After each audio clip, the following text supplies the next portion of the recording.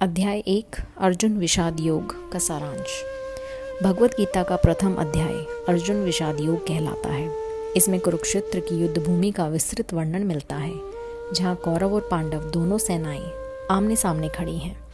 अर्जुन, जो पांडवों के महान धनुर्धर हैं, श्री कृष्ण से अपना रथ युद्ध भूमि के बीच में ले जाने का निवेदन करते हैं, ताकि वे दोनों ओर के योद्धाओं को देख सकें।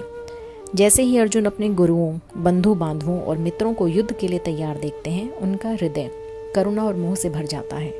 उनके शरीर में शिथिलता आ जाती है, हाथ से गांडीव धनुष छूट जाता है और मन युद्ध करने से पीछे हटने लगता है।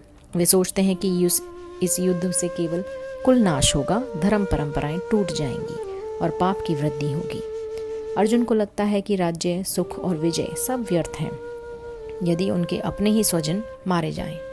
वे यहाँ तक कह देते हैं कि यदि कौरव निहत्थे उन्हें मार भी डालें तो वह उनके लिए अधिक कल्याणकारी होगा। अंततः वे शोक और मोह से व्याकुल होकर अपना धनुष बाण त्याग कर रथ की सीट पर बैठ जाते हैं और युद्ध से इनकार कर देते हैं। यह अध्याय दिखाता है कि जब मन शोक और भ्रम से भर जाता है, तब मनुष्य अपने कर्तव्य से विमुख हो जाता है। परंतु आधुनिक आत्मविकास की दृष्टि से यही स्थिति महत्वपूर्ण है, क्योंकि आत्मविकास का पहला कदम अपनी कमजोरी और भ्रम को पहचानना है। जीवन में जब हम भी रिश्ते और इच्छाओं और जिम्मेदारियों के बीच उलझकर निर्णय खो देते हैं, तब हमें रुककर आत्मचिंतन और सही मार्गदर्शन की आवश्यकता होती है।